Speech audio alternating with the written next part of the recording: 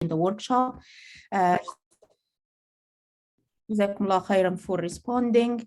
We're the three organizations sharing our ICNA organization is MCC, so that's the Southwest Muslim Community Center, which is composed of two locations, An-Noor Islamic Center and Masjid An-Noor, which I am representing from the board, but we also have the president and a number of the board members representing. Same with ICNA and same with the MAC, Muslim Association of Canada. We're privileged today to have Amira Al-Ghawabi, who is our instructor. Amira is a journalist and human rights advocate. She has spent nearly a decade advocating for the rights and freedoms of Canadian Muslims.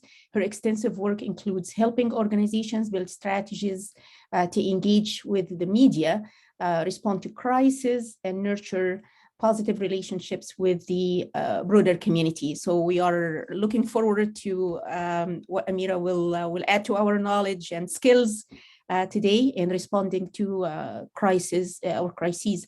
We hope that it doesn't happen. We don't have to use the skills, but if it happens, then we have to be prepared. And Jazakumullah khairan, and I'll ask Amira to take it forward. Amira, the stage is yours.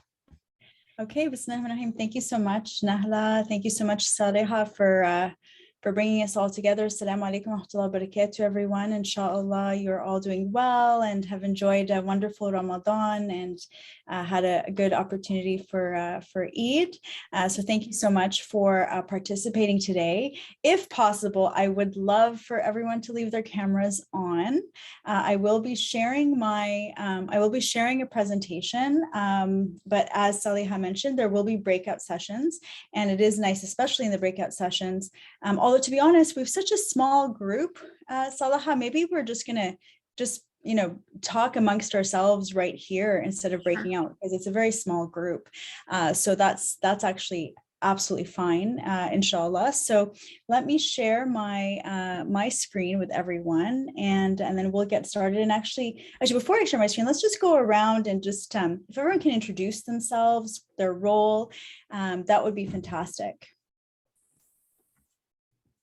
So I'll go around the screen here. So Nahla, we've heard from you. You're from Masjid An-Noor on the board, alhamdulillah.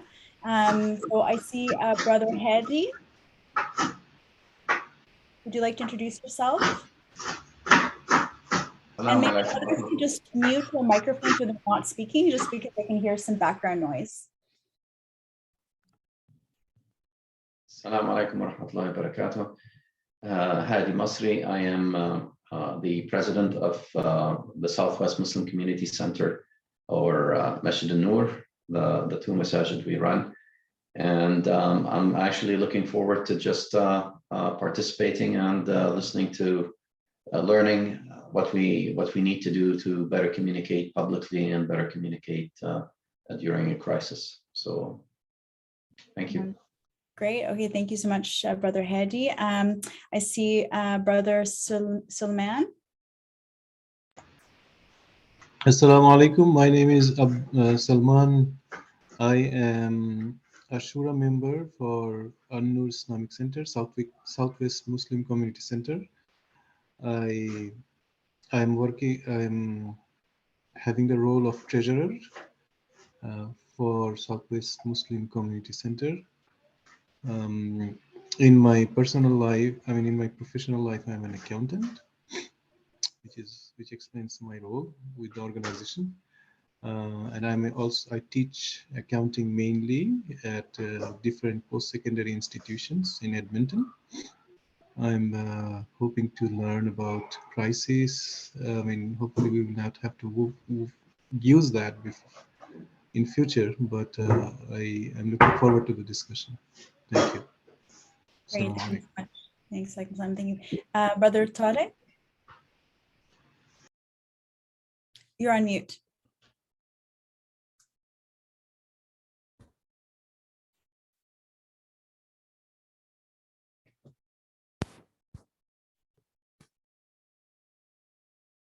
Oh, I think there's something wrong with your sound. I don't know if I'm the only one, but I can't hear you, Brother Tariq. So Maybe we'll come next, Amira, and then come back to you. Absolutely. Okay, so I see, I think a Sister Nahid. I think Sister Nahid asked for a little bit of a time as well to get prepared. Okay, We'll okay. go to the next. Can you hear me now?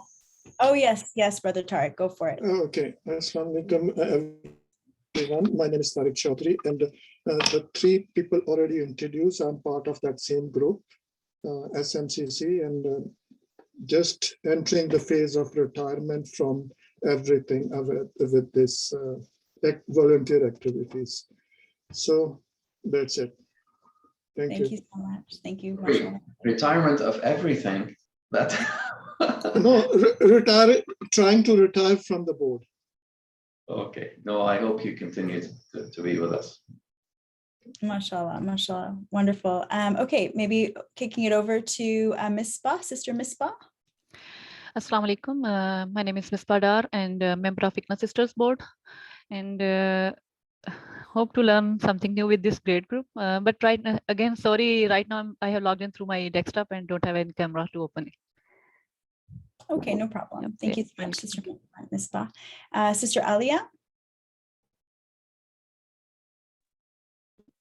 Hi, this is Ali Arif. I'm also from the ICNA Sisters Canada. I wouldn't be able to take the whole meeting, I think so, but I'm just here just to get or learn something until I can attend it. So I'm also with the Muslim. Okay, great. Thank you so much. Sister Umayma. Assalamu alaikum wa rahmatullah. My name is Umayma Saeed and I'm in Calgary. I am board member of ICNA Sisters Canada, and I am working in the community in different human services departments. So I'm here. I hope I learned great because the topic is so fascinating for me. So I would love to hear or learn a lot today from today's session. Inshallah. Inshallah. Great. Okay, thank you, Umayma. I think we have Saba and then Nahid. Assalamu alaikum wa rahmatullah. This is Saba Najib. I'm from Edmonton, and I'm also from ICNA Sisters Canada, a board member. Great. Thank you so much. And Nahid?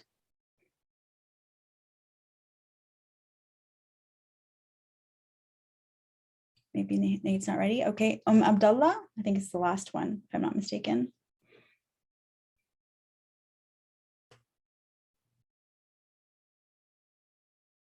No?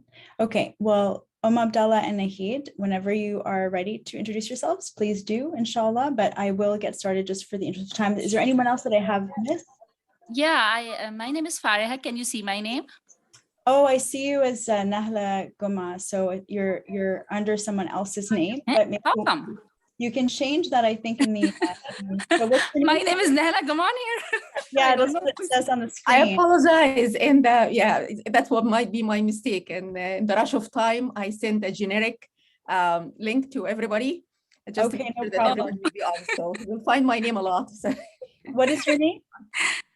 So my name is Fariha. I am from Calgary, and I am on behalf of ICNA Sisters Canada. Okay, maybe Salaha, can you fix that? I think you can fix that in the participants. Maybe Fariha. Yes, I can. Okay. Fariha, can you please put your name into the chat so that I have the correct spelling? Okay, and Abdullah, is that you trying to speak?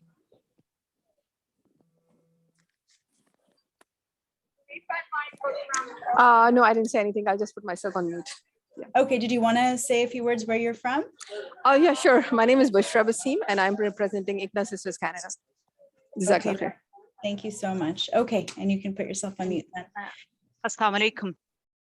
Yes, Nahid. No, this is Lubna, and I think my name is also appearing under Sister Nahla. I realized. Okay, so Lubna, I will update your name. Thank you for letting me know. You're welcome. So I'm from Edmonton, and I also board member with ICNA Edmonton, and with Masjid al-Noor, Sister Nahla and Brother Hadi and everyone. And I'm looking forward to learn from this workshop because I do work with the community and also as an outreach with ICNA Sisters.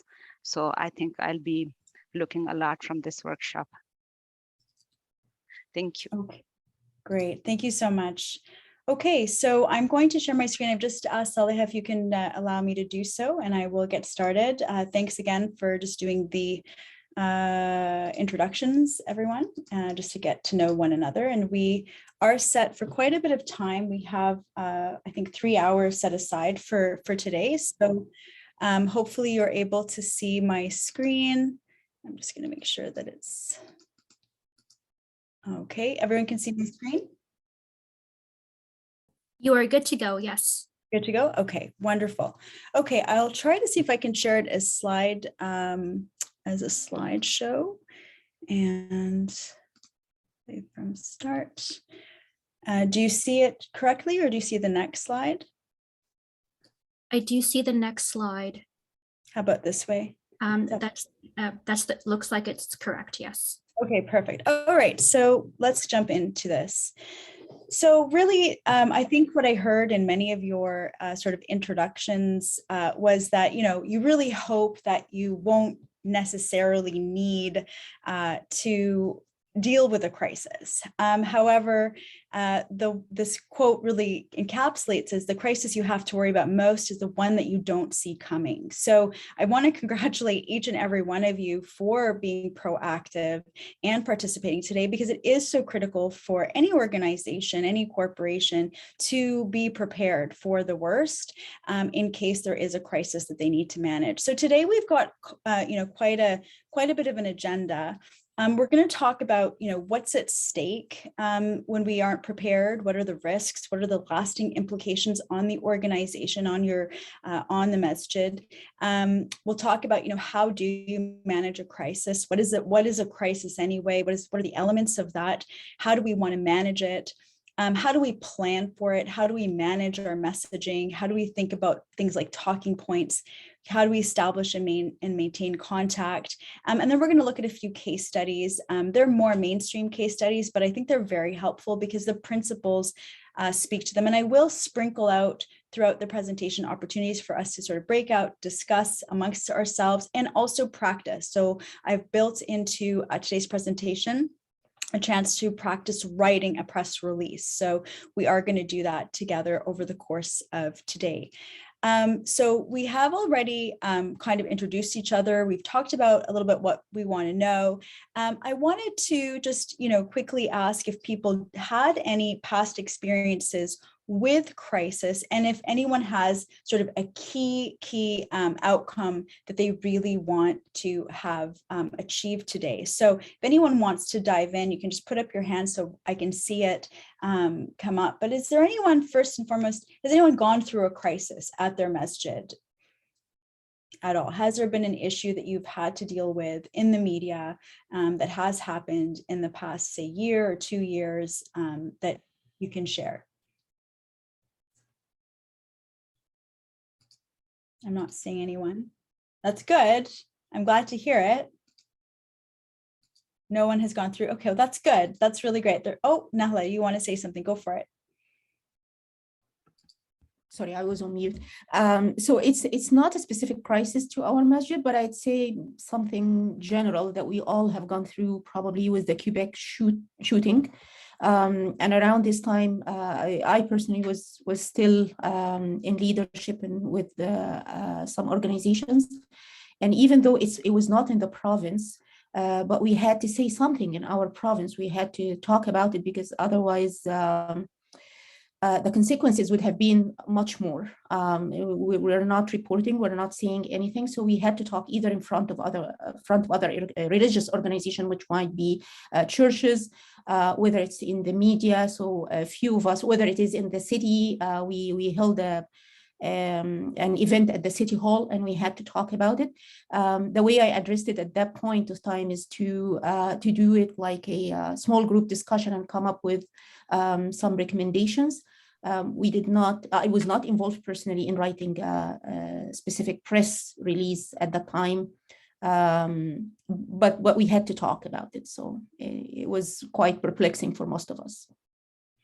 Yeah, no, absolutely. That that speaks to the necessity of, even if there is an sort of an event or crisis that happens somewhere else in the country, and maybe even somewhere in the world that your mosque wants to comment on, that the ability to put together a press release, put together a communications plan, and anticipate what the media might want to come and ask you about is so critical and important. So that's a really good point that you raise, Nahla.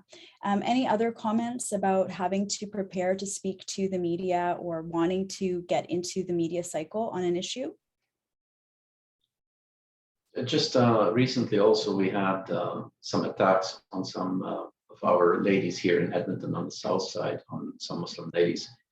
I don't think we handled it appropriately. We didn't really communicate, but we went into a closed-in sessions and trying to figure out what's going on. But in retrospect, when I think about it, we should have done a little bit more communication, not just to the media to show support for the victims, but also to reassure our community, and maybe to a greater extent. I think we failed there, but again, these things happen, and they, as you said, they surprise us. We don't plan for them, and we struggle. Mm-hmm. No, absolutely. And they're all learning opportunities, right? So, this is really why, this opportunity right now helps to think, okay, how could we have handled that more, differently? And one thing, Brother Hedy, that you mentioned that's very relevant, and we'll talk about it in the presentation, is the idea of different audiences. So you have the broader public, you have Muslims themselves within your congregation or within the city who are frightened. You have other faith communities that might want to show solidarity. You have all of these different segments of audience. And so when you're able to plan out your communication strategy, you're going to think about, how am I speaking to these different segments? What am I going to say to each of them? And obviously there will be an overall consistent message, but to make sure that all of these audiences that are looking for your leadership, looking for the organization to speak on this topic, is expecting that. And so making sure that you're covering those bases then allows you to feel that, yes, we have done our job. Everybody knows where we're at on this topic. They know how to help us, they know how to support, and they know, what we are asking for in terms of assistance on this topic. So that's a really good example as well. Any sort of then key outcomes for each of you as you're thinking through this presentation, when you leave today, what do you really hope to have under your belts? And I know someone asked about a certificate. Certificate really is a way to say that, yes, I know something. I know something that I can take with me into my work. So, and Salah is going to look into whether Sound Vision will provide a certificate of completion for today. But just generally, what is it that you want certified? What is it that you hope that you know what to do next time a crisis hopefully doesn't happen, but if it happens? For me, I think it's really important to be one, prepared, because again, if we continue to be blindsided by an event or an incident and then not know how to react, and just be slow to react, then we miss an opportunity first to support people who need to be supported, to communicate our challenges and difficulties, and our maybe even disbelief, or really escalate the importance of an incident, whereas governments or people in authority just seem to think it's okay, it happened, nobody cares, let's move on. And it's not that we don't care, it's just I think we care, but we are not prepared. So we need to be prepared. Once we get prepared, the next step is, okay, so we are prepared to respond to something. What do we say, how we say it, and who do we communicate to? I think these are some important elements. So being prepared, having a basic knowledge of what to say and who to say it to, and how best to get the message out is very important. And I think the third element that I'd like to know, as soon as we put out a communication of any sort, there will be a series of questions that I know it doesn't even matter whether it is through the media, even if you stand up and make an announcement at the masjid, even the simplest announcement that you think is benign is usually followed up by a series of questions that somehow, sometimes anticipated, sometimes unanticipated. So how do we prepare for the post, let's call it release event, because there will be some questions asked by maybe the media, maybe others, maybe even the community members. So these are the three elements that I would I hope I can probably come out of this session with. Mm-hmm. Yeah, no, I mean, definitely today's session will provide a pretty solid overview, but it is only 3 hours, and this work, actually I've developed up to 3 sort of different levels of workshops on the area of media engagement for our communities. So we are going to hopefully provide everyone the overview, but that real practice, that real feeling of being ready, that will take more time. And so I don't know if there will be further opportunity to go deeper with everyone, even maybe coming out there, who knows, but at least what I do hope for all of you, Brother Hadi and everyone else, is to have a basic understanding of sort of the key elements that you're going to need, at least, so that you do feel ready to start work on preparation for that moment. Nahla, I don't know if your hand is up from before or yes. No, it's yeah, I raised my hand. So okay. I'll just say the 3 points. I'll stick to 3 points as my president of the Shura has stuck to the 3 points. But I'm really looking forward. I'm echoing what you're saying, Amira. From my educational background in advanced education, I know this is a building skills. I know I'm not going to be in 3 hours the speakers person for the Muslim community. I mean, I tried, and sometimes I have to, and I'm left without any choices because it has to come from someone. But I know it will take time to do. But what I'm looking at, and I give an example for a recent incident that happened. It was again a national incident. The letter that was not the letter, a paper that was published in the CIMAJ, which is one of the high impact journals. It was a letter completely insulting hijab, and we were. I was part of the group who, alhamdulillah, did good work to retract the letter. Our objectives were to also abide the journal by some regulations and review, and to involve someone on the reviewing committee of the journal, and ask probably the editors to step down. That didn't happen, but at least we retracted the letter, which was one of the objectives, with the key objectives, that the letter or the paper doesn't go out. In this experience, I figured out it's very important for us all to be on the same page. There were 2 or 3 leading the whole group, but then the other members of the group would go on social media and report something else.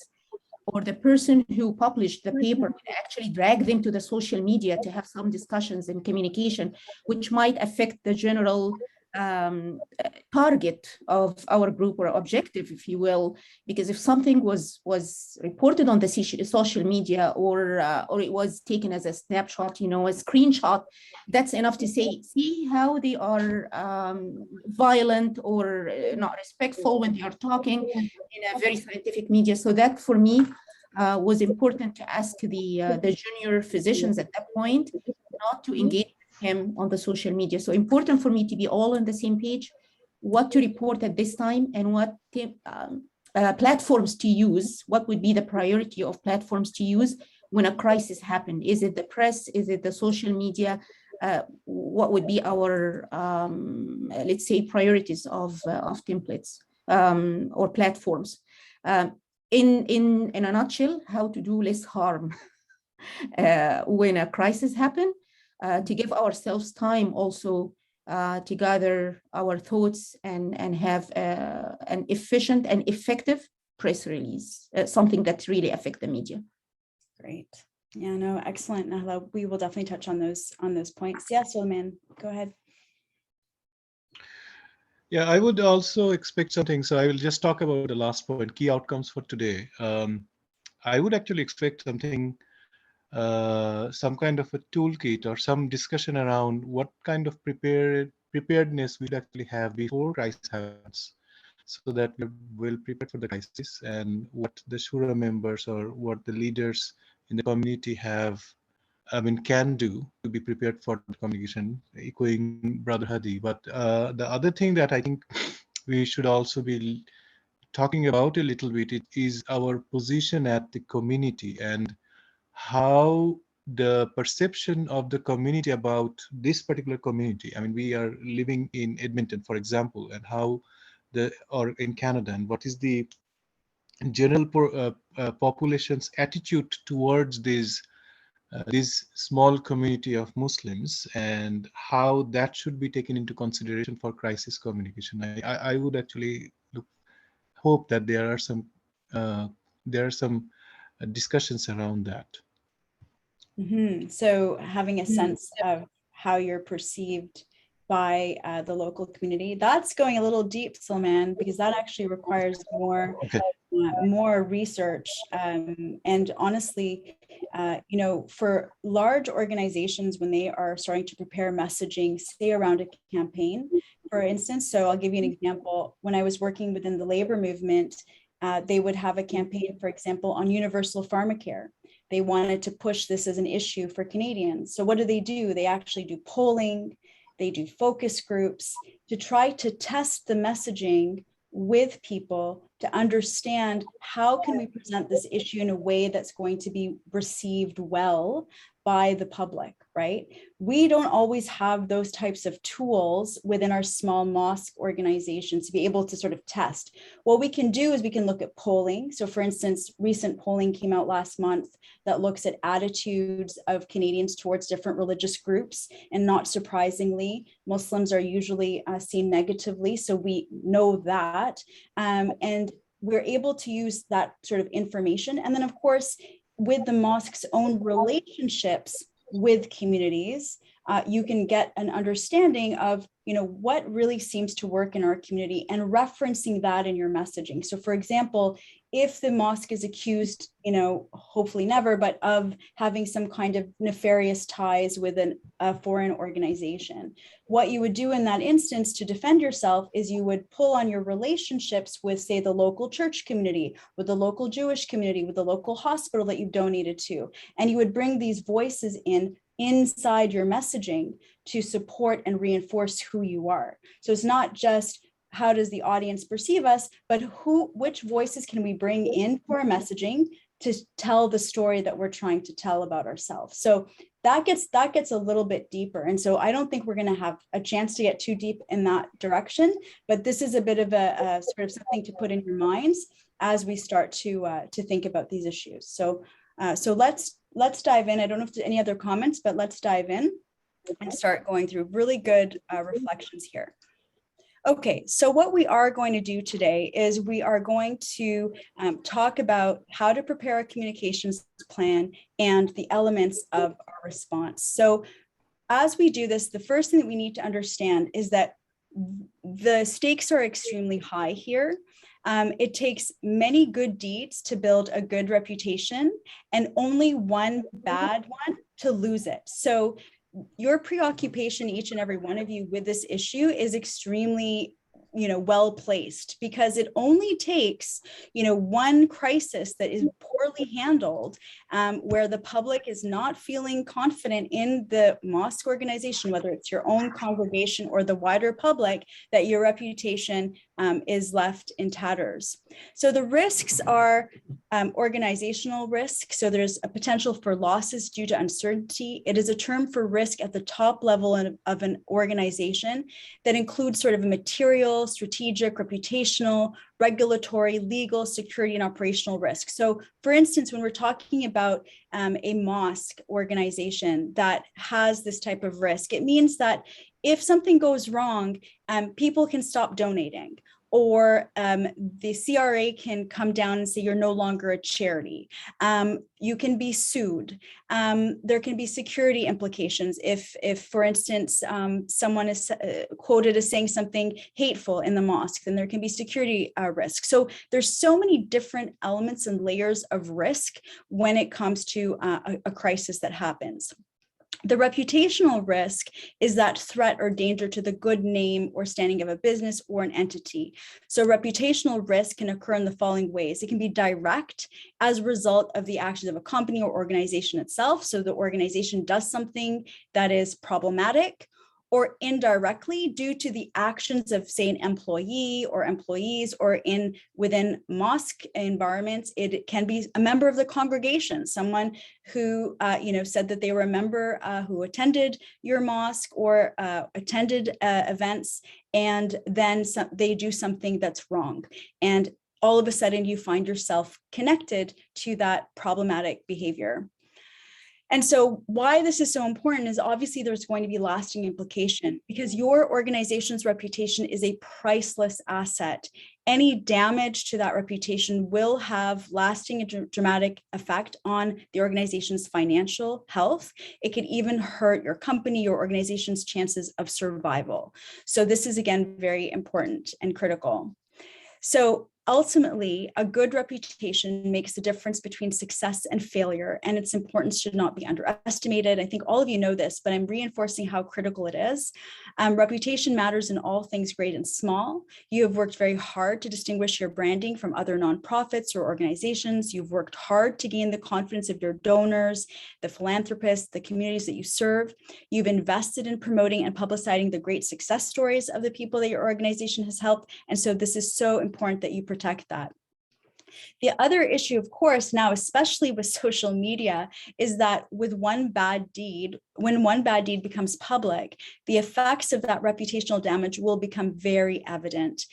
So anything that's bad or even questionable, it sends out big red flags to donors, which of course are the lifeblood of mosque organizations. Because of that social media and emails, bad news does travel very, very fast. And so that's why having a communications plan ready to go and implement quickly is so important to get ahead of it. And if your mosque is helping families or individuals or others in the community, if the organization is attached to other organizations, that's going to hurt all those relationships as well. And if you're not ahead of that crisis, for instance, say you have a connection with City Hall, and City Hall all of a sudden sees that you have something very bad has happened and you're being accused of something very horrific and they don't know, they may cut ties with you, for instance, and that can snowball where all of a sudden you are left alone.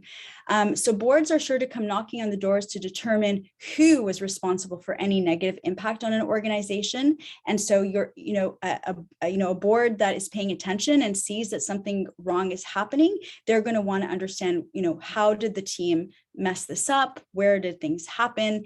What are the failures and how can we fix it? So Brother Hadi, for instance, in saying, look, we could have handled that situation with the assaults on women within our congregation better, that's reflective of decision makers saying, okay, there has to be a way that we could have better supported our community in that instance. So the important ways to mitigate that risk is, of course, you have to be able, first and foremost, to respond in a timely fashion, and that can be a challenge. So Sister Nahla, you mentioned you were trying to address this very problematic article in the Canadian Medical Association Journal that was critical of little girls wearing hijab, and it was very Islamophobic, and it was going to be published in the journal, and you wanted to move quickly to make sure it wasn't, but you wanted to also make sure that your messaging was consistent, that anyone that was communicating with the author of that was staying true to that messaging and not being offensive. And so you were trying to balance being quick with being respectful and on message. And so the other thing that we have to think about is there must be open and consistent communication throughout the hierarchy of an organization to contribute to a successful crisis communication process. So again, to that point from Nahla, if you have, say the head of an organization saying one thing, but the volunteers in that who are associated with the same mosque saying something different or saying something that's inconsistent, that's going to be very difficult to square. And so you will see, for example, the way the media will cover it, they'll have different voices. You'll be upset because the message is completely lost, and you will obviously lose impact. And then other strategies to mitigate that risk is that creation and maintenance of trust, and acknowledging and communicating even in uncertainty. So on those 2 points, so creating and maintaining trust, this obviously has to do with all of the relationships that the mosque is involved with, is how do we create and maintain trust with with all the different segments and sectors that we deal with, our own congregation, the public institutions that we deal with, the broader population of the city or the province. How are we doing that? And how are we thinking through those relationships? And we'll talk about communicating with all those stakeholders shortly. And then acknowledging and communicating even in uncertainty. So this would have been very helpful, I think, for that moment where, okay, we're getting reports of Muslim women who are being attacked. We're not sure what's going on. We don't know, are these hate crimes? Are these random? Is this, a pattern that's really distressing? What are the police saying? How do we get ahead of this? Okay, we're not sure what's happening, but we can acknowledge that. So we can put out a press release that says, we are really disturbed by reports of these assaults on Muslim women.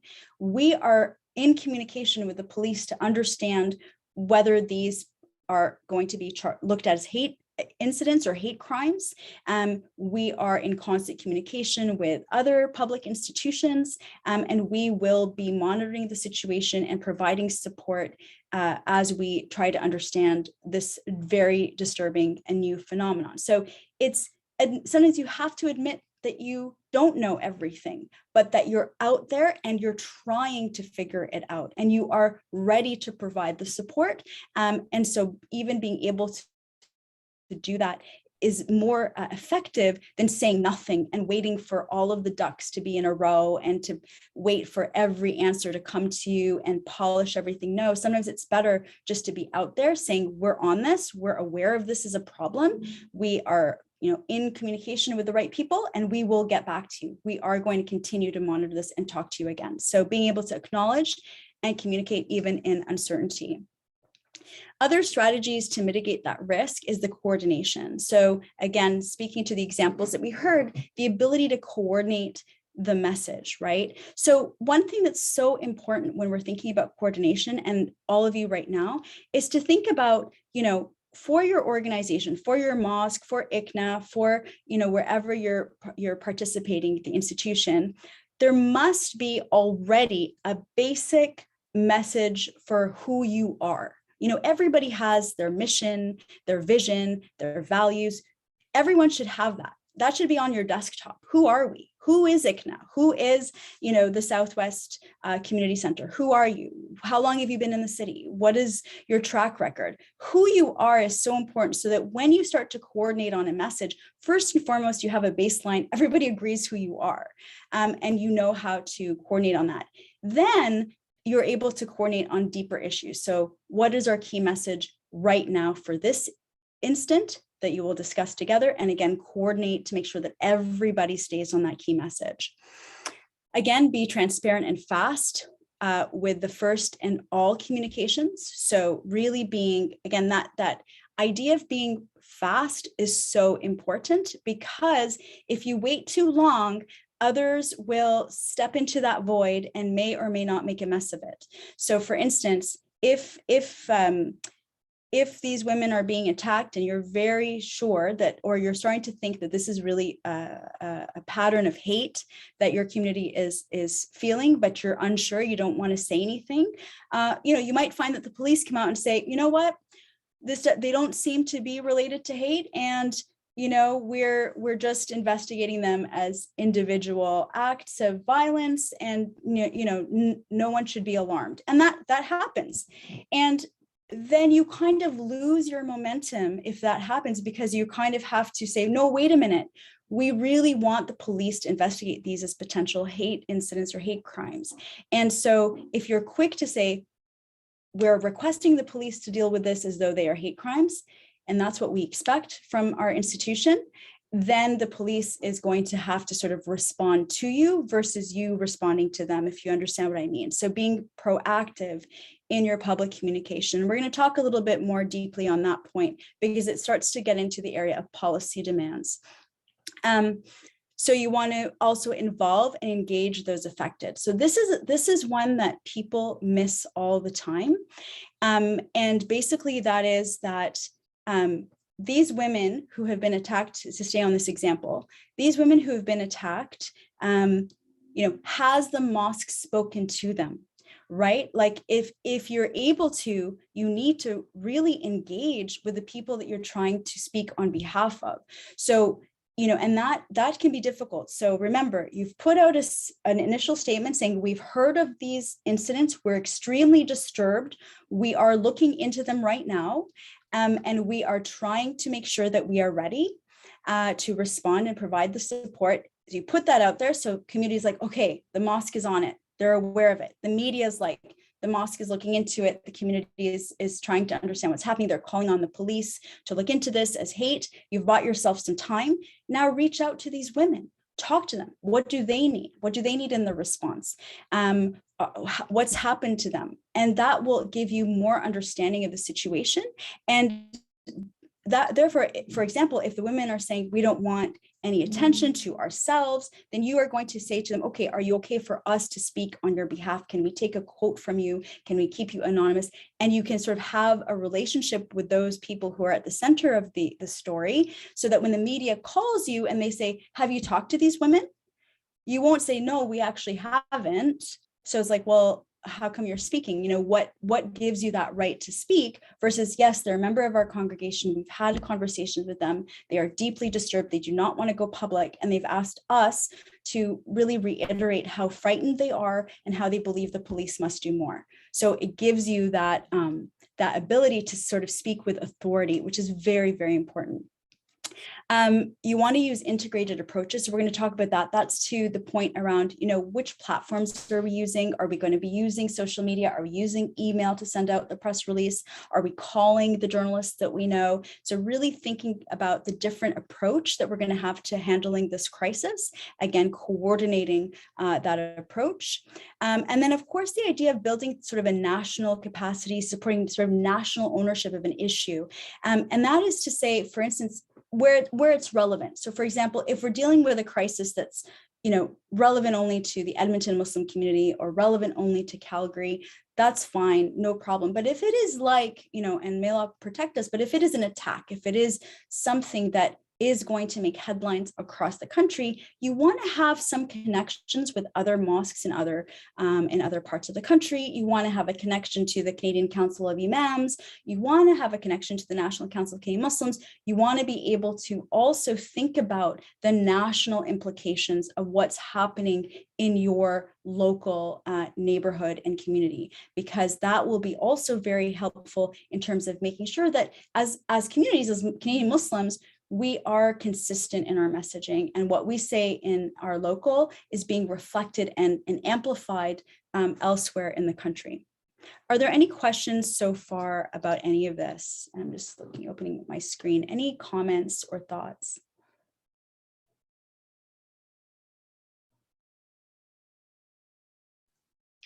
Yeah, sorry, I've been taking some notes here. So no, I think good advice. It's it is when you say be fast, so we need to be as quick as we possibly can, and as you said, just buy some time if you can, if we don't know all the detail at the time. What is the best way to do that? What is and you said you were going to talk about whether it's through email, through a press release. Like, I know how to send an email. I have no idea what to do with a press release, as an example. How do we issue a press release? Yeah, no, that's a great question. We're going to get into press releases. So we're going to talk about these different ways because every single mosque organization should absolutely know how to issue a press release. In fact, each mosque should have a template press release ready to go, sort of a template. It's ready. You will need to have a plan. Who is your key spokesperson? What do we do? A phone tree, like if there's a crisis on Sunday night, who are we calling? Who's getting together? Where's the template press release? Who are the journalists locally in our neighborhood, in our community that we're going to go to with this information? All of that has to be part of a communications plan. So we're going to get into the details of that. So excellent question, Brother Hadi. Okay, I think Sister Fariha and then Sister Nahla.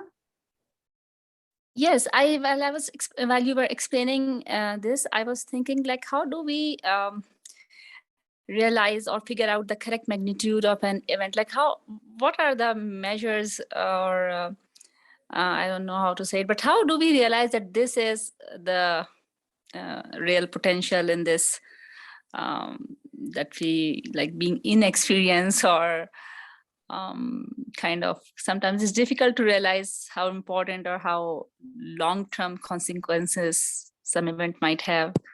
I mean, that's a good question. I think just generally, Sister Fariha, like I would say two things.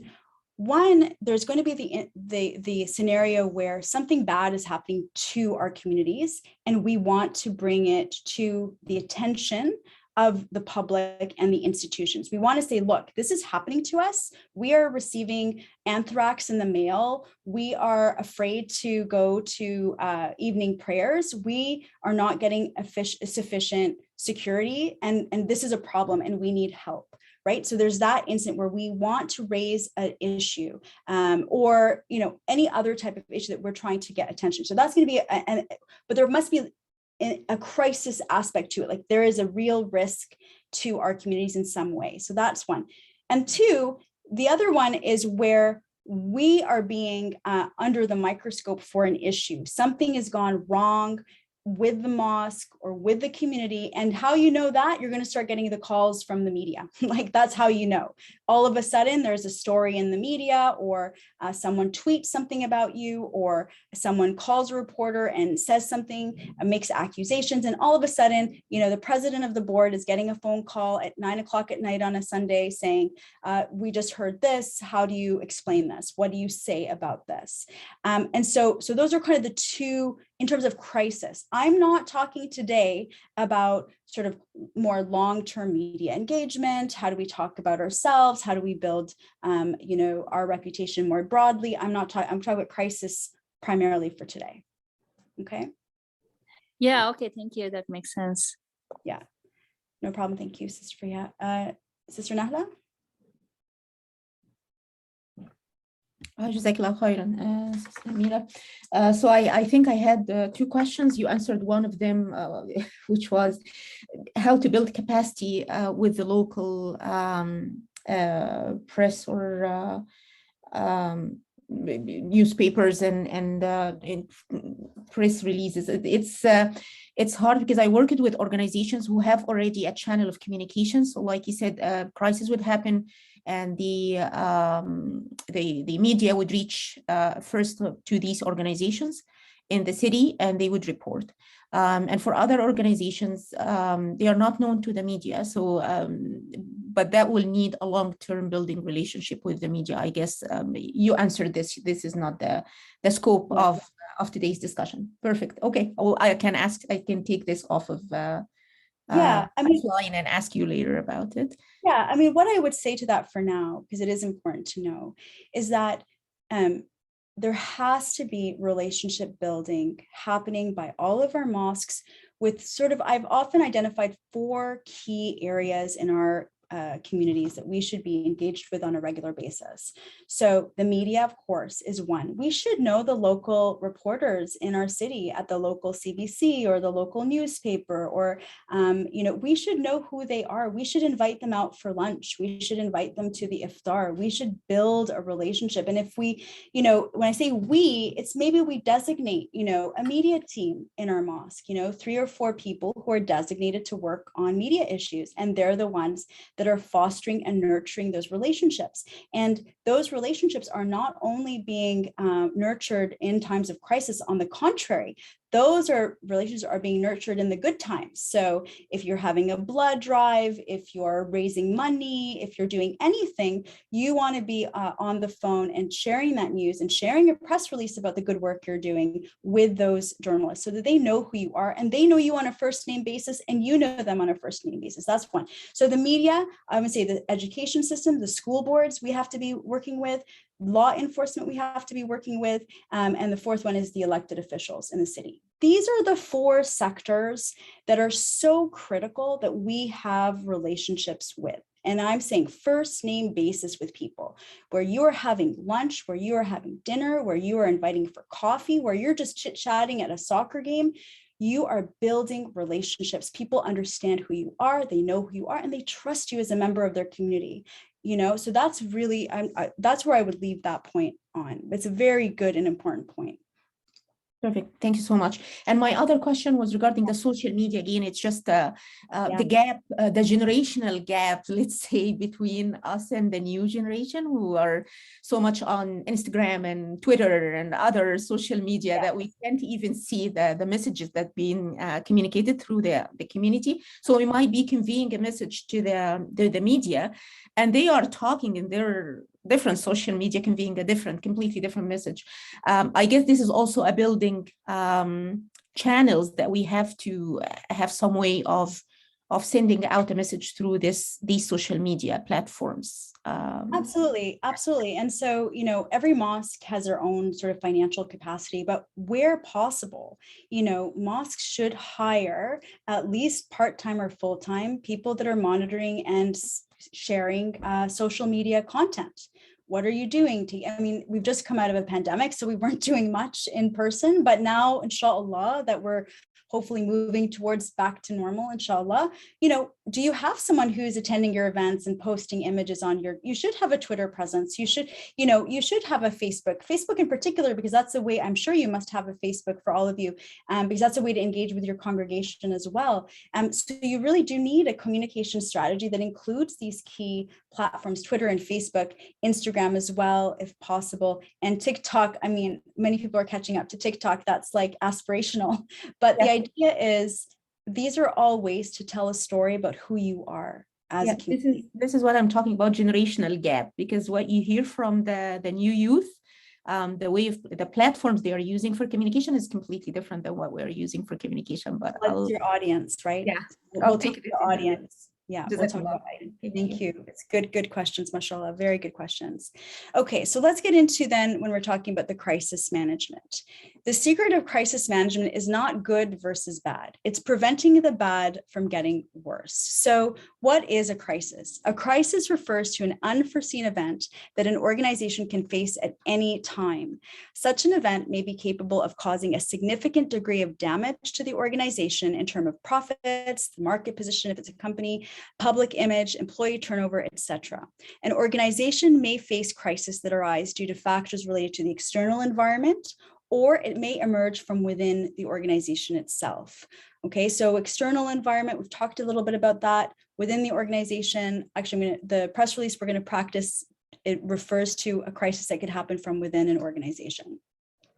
A crisis is unpredictable, but not unexpected. Most organizations will go through some kind of crisis for sure in its life story. Absolutely is going to happen.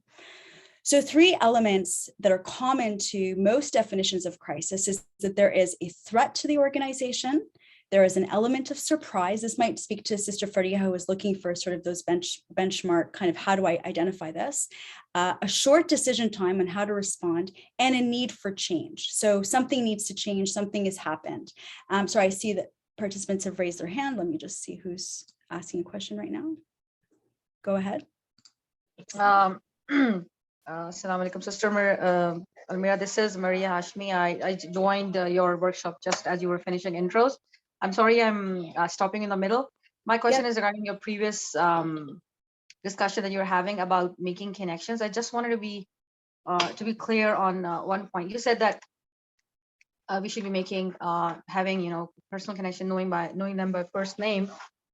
So I don't know if it's related or not, but so these relationships are going to be on a personal basis. Like I don't have to, like you don't have to be, I don't have to be ICNA all the time. So, you know, they could know me by like Maria, and then when in a time of crisis, I could go up to them and introduce myself. You know, I work for this organization. This is what we think, or, you know, this is how we are responding.